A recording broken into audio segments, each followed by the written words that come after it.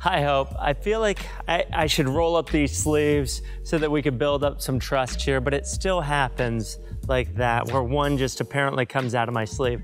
But no using my sleeves. I won't go near my sleeves. There's a second. So look at my hands, nothing like hidden in the fingertips, but there's the third. Hope you're watching close, because you could see 2 here, 1 here, 2 here, 1 here, 2 here, 1. Wait a minute. Watch.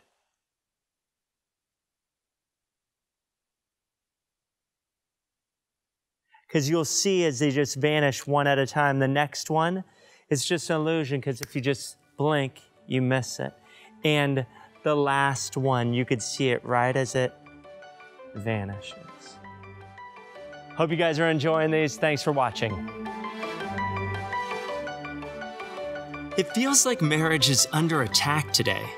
We just don't understand how really important marriage is to God.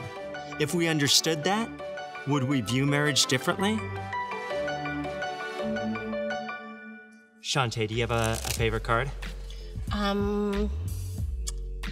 You don't have to. I don't, but... You don't. Let's grab one out that's easy to sign. Let's 5 of hearts. Are you fine with that? Sure, You want that 2 of sounds great. hearts? 2 of hearts. I feel like that's magical. 5. Which is it? It's up to you. I'm gonna go 5. 'Cause With you the were 5. leaning towards 2. Oh, so... leaning towards the 2. Okay, good call. We're on to you, Danny. So take your name and sign your name on there. Nice and big so everybody could see it, or small and tiny. Oh, is that too small and tiny? No, that's fine. It's fine.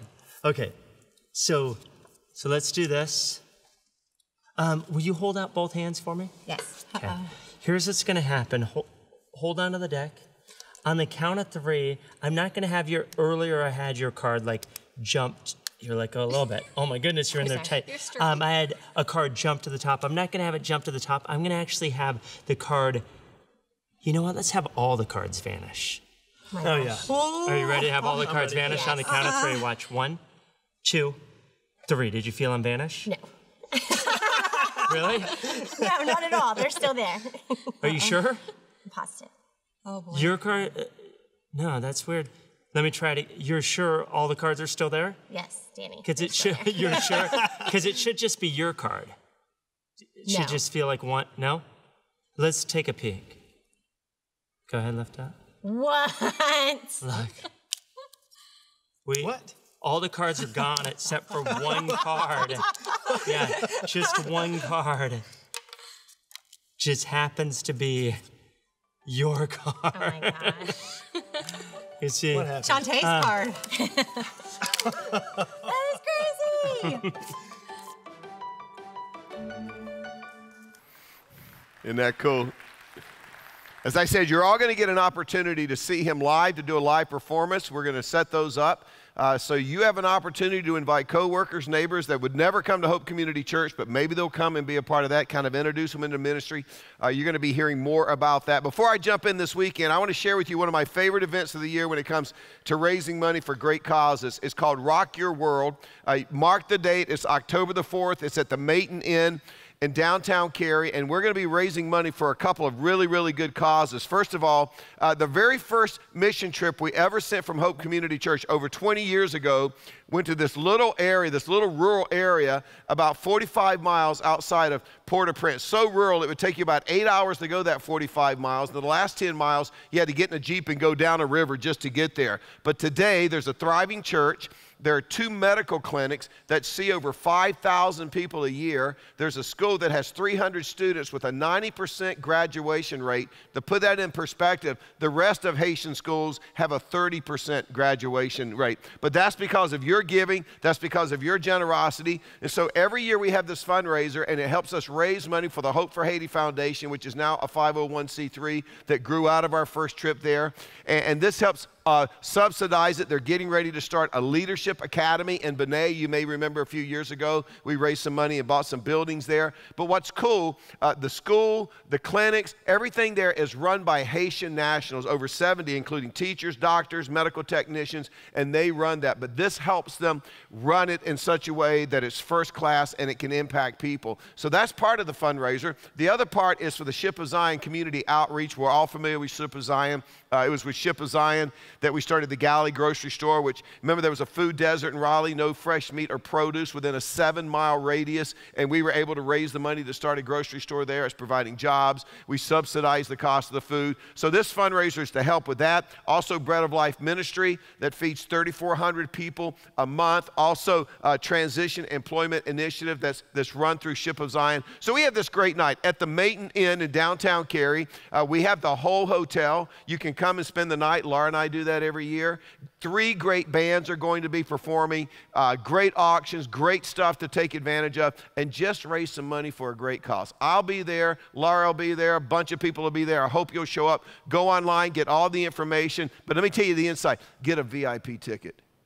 That's what I do. I'm not even a VIP, but I can afford a VIP ticket. You know what I'm saying? Because you get some really cool perks. So make sure you check that out and join us on October the 4th. Now, this is the second week of our series that we're calling House of Cards, Illusion of a Perfect Family. And as we learned last week, it's an illusion because thanks to Adam and Eve and the fall, all of our families are broken. All of our families are dysfunctional because they passed all of their brokenness down to us. So last week we talked about the mess. We're going to change gears and turn the corner a little bit this weekend, and we're going to begin talking about how do we experience the family as God designed the family to be experienced. This weekend I'm going to begin by talking about marriage, and we have to talk about marriage because marriage is the foundation of the family. But I want you to understand before you shut me down, I'm not just talking to people who are married. This is for everybody. Because even if you're single, statistics say you'll get married. Maybe you're divorced. And by the way, let me just say this to those of you who are divorced. This is a no condemnation zone. Romans chapter 8, verse 1, there is no condemnation for those who are in Christ Jesus. And odds are you're going to get married again. So we're going to be going over some principles this weekend that if you're married, you need. If you're single, you need. If you're divorced, you need them. Because we're all going to have the opportunity to put them to use. Because not only that, we all know people who are married. Good gracious, we have friends and coworkers and neighbors and kids and grandkids, and eventually they're going to have a crisis, and they're going to come to us and ask us for advice. We don't want to just give them what we think or our opinion. We want to give them good, sound, biblical advice about marriage. Because whether you're married or not, let me tell you this, we're all pulling for marriage to work. You know why? Because we've all witnessed the devastation, the toll that it takes when marriages don't work. So we want marriages to work here at Hope Community Church. So we're all in this together. We're all pulling for marriages. So here we go. Let me just begin by saying this. There is nothing, and I mean this with all my heart, there is nothing more rewarding than a healthy marriage that's working the way God designed it to work. There is nothing better than being able to relax in a home and you don't have a lot of conflict. There's nothing better than having a refuge where there's love and acceptance and joy and peace. In fact, it seems that, you know, even with things like plumbing problems and a leaky roof and a car that won't run and whiny kids, right? If there is harmony between mom and dad, if there's this sense, hey, we're in this together and we're on the same team, I'm telling you, you can pretty much survive anything as a family. However, at the same time, there is nothing more miserable than being in a home that is full of dissension and turmoil and strife and anger. I'm telling you, all of the money in the world cannot overcome the absence of love and joy and peace in a home. In fact, when those things are missing, I don't care how much money you have. I don't care how many vacations you go on. Nothing ever seems to go right. But this is what's interesting. No one ever anticipates being in a miserable marriage. Most people, when they get married, they say, I do. You know, they kiss, the celebration starts, and they think they're going to live happily ever after, right? Nobody ever expects to be miserable, but that's where some of you are this weekend. And you're wondering, how in the heck did we get here, right? You ever thought that? I mean, how did we lose that loving feeling? Well, I've discovered over the years that there are actually several stages of marriage. First, I call it the smitten stage, okay? You're just smitten with each other. Sometimes you call it the honeymoon phase, but we all remember that stage, you know. That's when you're just absolutely smitten with love. You cannot get enough of this new person, and it makes you do crazy things. Man, you remember some of that stuff we used to do? Did you ever write poetry? You ever try that? I sucked at that, but I try. You plan creative dates. You stop by and bring home flowers. You know, breakfast in bed. Nothing's too much. Ladies, the early days, see, the smitten stage, that's when you cooked. See, you remember that? Or if he was in the mood, sometimes you even said yes, right? I mean, crazy stuff, right? Listen, I have conducted hundreds of weddings. I have seen the smitten look over and over and over. In fact, sometimes so smitten, I'm thinking, we got to get the hose out. We got to hose them down just to get through the ceremony, right? But we've all been in that stage of marriage. But then there's the second stage, which unfortunately, it's way too common. It's the, oh no, stage. So that's when you wake up one morning and you look over at your spouse, and they got bedhead and drooling all over the place. And you're like, uh-oh, oh no. What was I thinking? And it's amazing at this stage how our perspective toward our spouse can actually begin to shift. For example, in the smitten stage, you thought it was so cute, how she was so neat, how she was so clean, how she was so organized. But in the oh no stage, she's compulsive. She's neurotic, you know, she's just a nag. In the smitten stage, you just love. He was so adorable. He was so winsome and charming and relational. He was the life of the party. He had such a great sense of humor. But you know what? When you get to the oh no stage, he's just like he's never going to grow up. He's never going to be responsible. It's like having another child around. By the way, it's the oh no stage where you probably realize for the first time, there's a possibility we may not live happily ever after. Things start to set in. There's the third stage. How did we get here? And this is an interesting stage because that guy that was so handsome that you married, now he's morphed from Prince Charming into Quasimodo, okay? He sits on the couch all day, scratching, watching TV, he doesn't shower, doesn't shave. You want to go out to Ray's for dinner, he walks down in camo. I mean, that's, well, you know, what happened to the guy I married? And ladies, don't laugh because husbands watch you go from Snow White, so sweet and innocent, to the Wicked Witch, you know? Never happy, nagging all the time, complaining all the time, yelling all the time. And then that leads to the fourth stage. What do we do now? Because now there's been so much animosity, so much resentment that has built up in the marriage, you don't know what to do. So you take that long walk out to the end of the pier. And standing at the end of the pier and looking down, you realize, wow, it's decision time. You got to make a decision. So you begin to think through your options. Option number one, I'll grin and bear it. We'll just grin and bear it. I'm a Christian. I said, for better, for worse, I'm going to make it work. I'm just going to stay in it. The problem is there's this emotional separation. It's kind of like in that card trick, right? The cards were there, but the cards weren't really there. And so you're in the marriage. Yeah, you didn't leave the marriage. You didn't desert the marriage, but you just accepted the fact it's never going to change. It is what it is. And instead of dealing with the real issues that got you to this point, you just divert your attention. You dive into your career. You dive into some form of recreation. You immerse yourself in the lives of your kids. There's no relationship whatsoever. There's just a lot of short words, short sentences, passive-aggressive behavior. And I might add here, this is probably the most common approach among Christian couples. We're not happy, but it's never going to change, but we said we were going to do it. Let's just make it happen. You're like two ships that pass in the night, or like the words of Thoreau, you just live out your lives in quiet desperation. You know what? It is what it is. Option two, we'll separate. I'll separate. In other words, we can't make it together. We can't make it together. Let's see if we can separate and make it apart. Maybe if we're apart, maybe the absence will make the heart grow fonder. Maybe the fire will return. Maybe the passion will return. Maybe the love will return. The problem is this rarely ever works. And it's because when you separate, you've just created more tension. Because now you have two households to keep up. Now your finances are stretched further than ever. Now the kids are acting out because they don't know whether they're coming or going. I'm telling you, absence does not make the heart grow fonder. Often it drives a wedge between a husband and a wife. Option three, I'll divorce. Now let me just say this. Way too many couples in our culture get married with the idea, hey, if it doesn't work out, good gracious, we can divorce. It's no big deal. So here's my wisdom for what it's worth. There are two processes that should never be entered into prematurely: embalming and divorce. Okay. So that's why I tell couples all the time, don't say divorce. Don't ever use it in a conversation. Don't drop the D word, because once it's out, once it's considered a viable option, it's almost impossible to forget that. But then there's option four, I'll work until we get it right. In other words, I committed to this, I'm in a covenant, I'm not giving up. And so you ask God to help you do it his way. You seek some good counseling. Maybe you sign up for Re-Engage here at Hope. You learn to talk to each other openly about your feelings and disappointments and expectations that haven't been met. But you try to find out, how can we live? How can we get what we've lost? How can we find reconciliation? Because you got to understand. And again, it doesn't matter if you've been divorced. You know, you got to start somewhere. You got to understand what God expects. This is God's plan. This is God's desire. Now, here's the big question. Well, great, Mike, how do you do it? Well, one of Laura's favorite new shows is on Netflix. It's called Bringing Sexy Back. It is not what you think, okay? It's about taking people that have kind of lost it as they've gotten older. You know, they don't take care of themselves anymore, and so they give them a makeover. And I've learned just a couple of really interesting things by watching the show. One, it is a lousy show. That's the first thing I learned. Second, the fact that I'm watching it with her, I am incredibly henpecked. But I've also learned that the key to a good makeover is just knowing what you got to work with. In other words, you can't work with something that you don't have.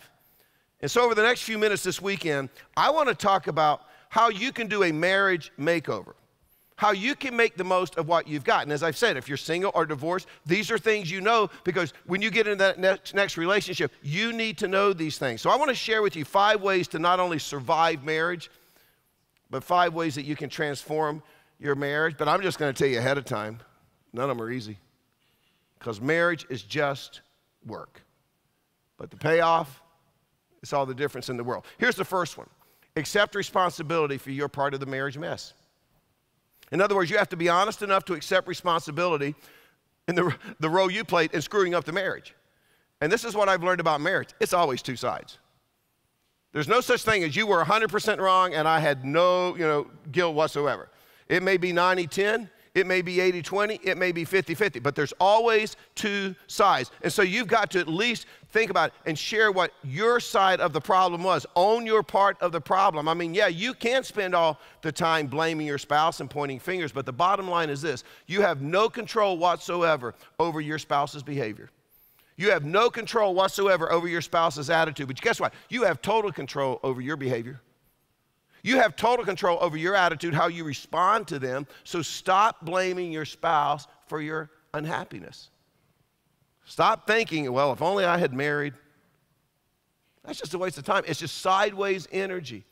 The only thing you have any control over in your life is yourself. So own up to your share of the problem, and you just say, forget them. I'm going to work on being the best spouse, the best person that I can possibly be. I mean, if the grass looks better on the other side of the fence, guess what? Start watering the grass. Start taking care of the grass on your side of the fence. Quit focusing on your spouse. Quit worrying about your spouse and worry about yourself, because this is what you need to understand. Healthy people make healthy marriages. You don't really have marriage problems in marriage. You have people problem. Healthy people make healthy marriages, but you'll never be healthy enough to have a healthy marriage until you can take some ownership of your actions and your attitudes and your behavior. So that's the first one. Here's the second one. Just believe that your marriage can change. I mean, I understand as you sit here this weekend, you may feel like your situation is hopeless. I want you to understand, God doesn't feel that way. God doesn't feel that your situation is hopeless. I promise you this, God has not given up on your marriage. In fact, if you just read the Bible, you see that there's nothing outside the realm of possibility for God to do, whether it's in your life or in a marriage. Let me give you a few verses. Jeremiah 32, verse 17. Ah, sovereign Lord, you've made the heavens and the earth by your great power and outstretched arm. Nothing is too hard for you. Jeremiah 32, verse 27. I am the Lord, the God of all mankind. Is anything too hard for me? Implied, no. Luke 18, verse 27, Jesus replied, what is impossible with man is possible with God. And if you read those 3 verses, you're able to come up with a couple of conclusions. First of all, God's power is unlimited. The second one is anything is possible with God. You know what that includes? That includes the rebuilding of your marriage that right now is in shambles. And you may be looking at it thinking, from a human perspective, it's on its last leg. From a human perspective, it died years ago. From a human perspective, it's already in the coffin, and the coffin is nailed shut. But from God's perspective, nothing is impossible. So you have to accept responsibility for your role in the marriage. Second, you have to believe that your marriage can change. I'm telling you, God believes that your marriage can change. Do you believe that your marriage can change? Now here's the third one. Commit to doing whatever it takes. You know, marriage is an interesting thing. Let's say, for example, that me and Laura, we're having some real marriage problems. Our marriage is on the rocks. It's not right now. I talked to her earlier, and we're doing okay today. Okay? So this is just an example, okay, illustration. But let's say our marriage is on the rock. Well, you know what? The Bible has given a lot of specific instructions about marriage. For example, there are very specific ways as a husband that I'm to treat Laura. And there are very specific ways the Bible tells Laura that she's supposed to treat me. Now, here's the thing. We can pray all we want to and say, God, heal our marriage, but if I'm not treating Laura the way I'm supposed to treat Laura, and if she's not treating me the way I'm supposed to treat her, we're wasting our breath.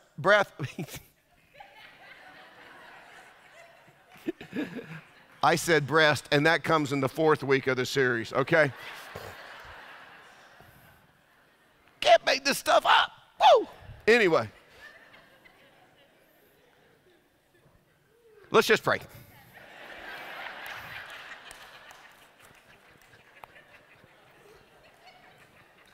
They told me this was water. Hey, if I'm not doing what I'm supposed to be doing and Laura's not doing what she's supposed to be doing, God's not going to show up and fix our marriage. He's never going to do our part for us. We got to do our part. So Galatians chapter 6, verse 9. Let us not become weary in doing good, for at the proper time we will reap a harvest. I can't even see, I'm crying. We will reap a harvest if we do not give up. Now, let me just tell you something. Great marriages do not just happen. I don't know where you got this idea, but you don't just waltz through marriage with no problem. No transition, no tension. You remember what you said in your vows? For better, for worse. Guess what? Worse happens. Worse happens. You know, I told you I had my little small group on Wednesday, and some of the staff, the guys were at my house, and we were all just sitting around talking. Every one of us talked about a marriage crisis. Every one of us. I shared mine. Then another one spoke up and says, yeah, we were married 1 year, and my wife said, I want to go home to see mom and dad.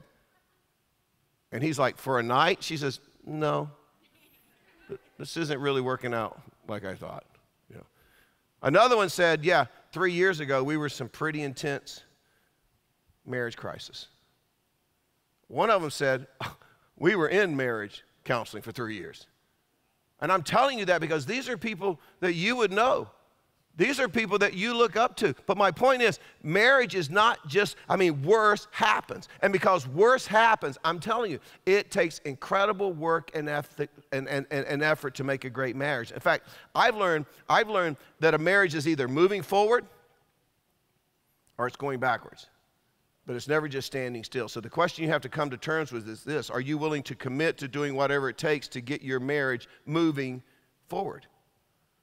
Are you actually willing to do your part? Because I'm just going to tell you, it's going to take effort, it's going to take work, it's going to take sweat, it's going to take honesty, it's going to take humility, it's going to take a willingness to admit that you're wrong at times, it's going to take a willingness to ask forgiveness, it's going to take a willingness to change, it's going to take flexibility, it's going to take persistence, and most of all, it's going to take time. You didn't get into this mess overnight, you're not going to get out of this mess overnight. But here's the problem. A lot of us give up way too soon. Sometimes I think that God is just getting ready to show up and do something amazing, and before he can, we cash in and walk away. Right now, some of you have already checked out. You've already come up with a plan to get off the island. You've already decided, hey, what I need is a fresh start with a brand new person. Here's the problem when you do that. The problem is you're running from your problems and running from your issues. Remember what I said, healthy people make healthy marriages. You're running from your issues instead of dealing with your issues. But what happens is you leave, and eventually you find that new person, and you think they're going to fulfill you, and you think, oh, this person is going to make me happy, and then a few months in, you're like, oh, they're not making me happy, and I'm not feeling fulfilled. And it probably isn't the new person's problem. It's probably the fact that when you came into the relationship, guess what? You brought you with you with all your issues and all your baggage that has never been resolved. And so the cycle continues. Understand, half of the marriages in America end in divorce. Second marriages, 67% end in divorce.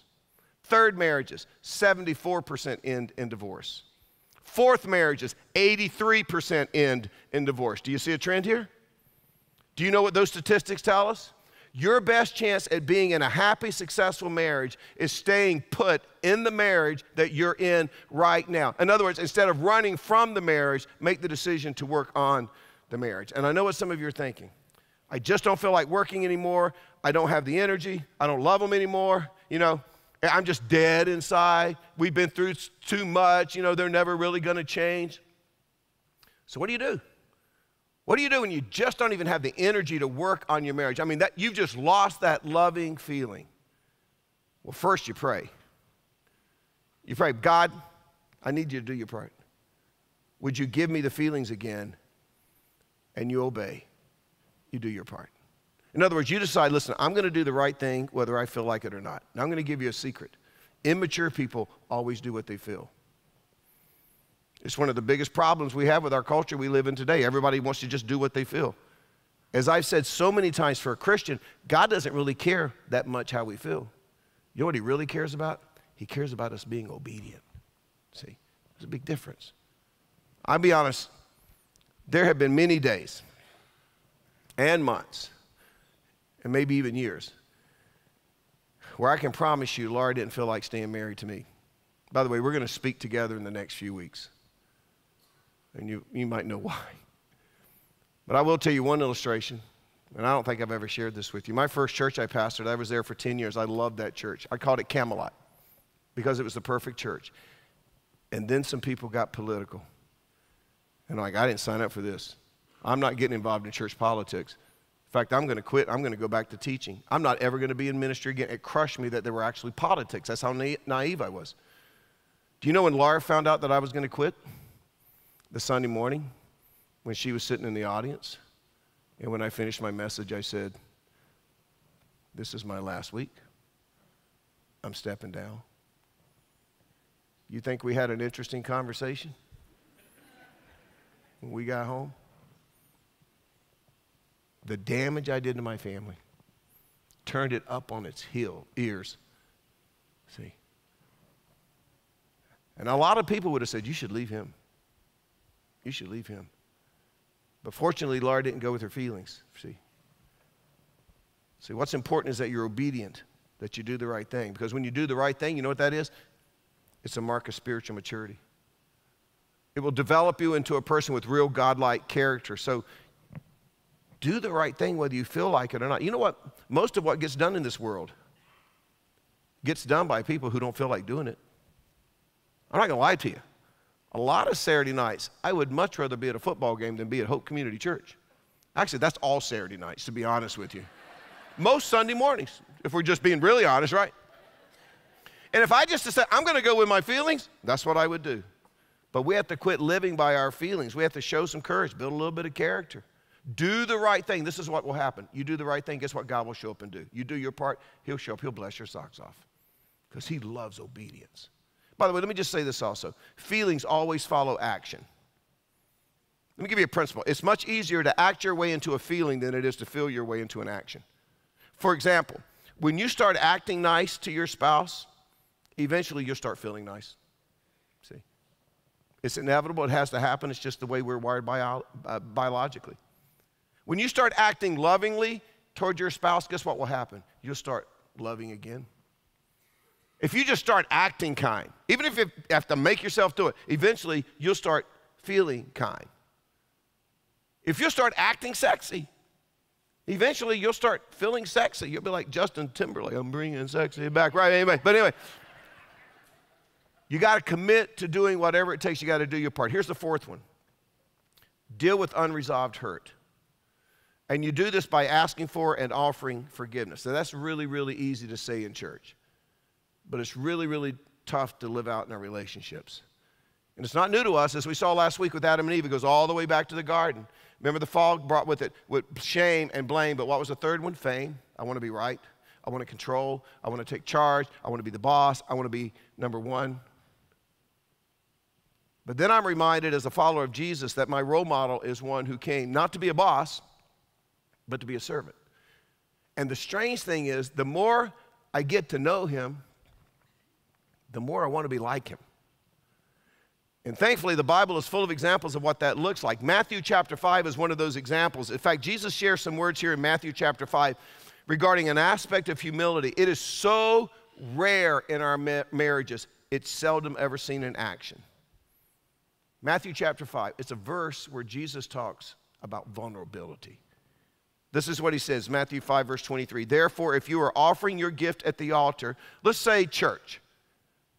The music's flowing, your hands are up, you're connecting with God, and there remember, it's like God taps you on the shoulder, you remember that your brother or sister has something against you. Let's just, for the sake of the message, let's change that phrase. You're in church, you're worshiping, and God reminds you that your spouse has something against you. See, they're ticked off because you did something wrong. You hurt them, you offended them, and you know you did it. Let's find it. Well, I don't know we did it. God reminds us over and over again. So what do? Verse 24.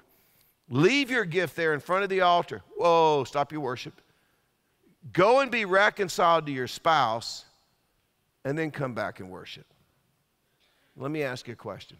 If we dealt that way with hurt and forgiveness, can you imagine how much simpler our marriage relationships would be? I mean, if we just applied that one principle. 1 Corinthians chapter 13, verse 4, you've heard this at weddings. Paul says, love is patient, love is kind. It does not envy. It does not boast. It's not proud.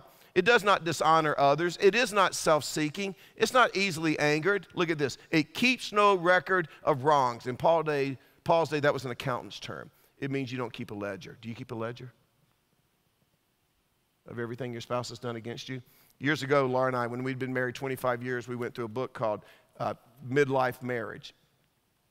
And one of the things they recommended, they said, couples have a way of things just building up and you never really deal with them and you kept bringing them up and throwing them up in each other's face. So they recommended that you each get a card and write on that card everything your spouse had done that you would never bring up again. And so I wrote down the one thing for Laura. And Laura wrote for days, just days and days and paper and paper and paper. And then one night, it was actually Valentine's, we made a fire. We sat on the floor in front of the fire and we exchanged the cards. And she read what I wrote that I was forgiving her for, and I would never even bring it up again. And I read the things that she had held against me, and she said she'd never bring them up again. And then we threw them in the fire, and we never brought them up again. Listen, maybe the first thing you need to do when you leave here this weekend is talk to your spouse and ask forgiveness for that unresolved issue. See, there's just something, I'm telling you, there's just something magical about the words, I was wrong, please forgive me, that can melt the hardest heart, that can open up any locked door. And maybe that's something you should do. But let me also say this. If you've been the offended party, listen, biblically, now you have an obligation to forgive. It's not, well, we just got to talk this through. Well, we got to get to the bottom of this. No, you forgive. Colossians 3:13, bear with each other and forgive one another if any of you has a grievance against someone. By the way, the Bible says forgive one another over and over again. You know why? It assumes we're going to offend each other. So quit acting shocked when someone offends you. Like, I can't believe, yes you can. We're bad people. We offend each other, right? So forgive one another if any of you has an grievance against someone. Now here you go. Forgive as the Lord forgave you. How did God forgive you when he forgave you? Totally and unconditionally. Did he say, we'll see? We'll see. We'll see how sorry you really are. He didn't say that. In fact, he forgave us knowing we would do it again. But he forgave us totally and unconditionally. I'll tell you, your marriage is not going to make it without your willingness to forgive. It's huge. For some of you, that'd be a big start. That'd be a big start. And you know what? Maybe you did in a divorce. And maybe you were at fault. And maybe the marriage isn't going to get back together. But maybe you owe somebody an apology. That'd be cool. Here's the fifth one. Enlist support from others. I'll tell you what. If your marriage is in trouble, you're not going to make it if it's just you and your spouse working on your marriage. You need support. You need encouragement. Let me tell you something. Everything in our culture works against our marriages. In fact, I think there's kind of a general attitude today in our society that says, listen, if your marriage isn't making you happy, if it's not meeting your expectations, you should leave. You should get out, right? You need to do what's right for you. I mean, you hear that over and over again. Let me tell you something. That is pure, absolute, unadulterated selfishness. You're not going to find that in the Bible. Recently, you remember I did the series on the 7 deadly sins, and I talked about lust one weekend. And remember, ladies, I said if your husband has an addiction to pornography, that doesn't mean he doesn't love you. It means he has an unhealthy addiction that he's got to work on. And I said the best thing you can do is to have the kind of marriage that he feels comfortable coming to you and saying, honey, I've got this addiction. And you walk down that road through that together.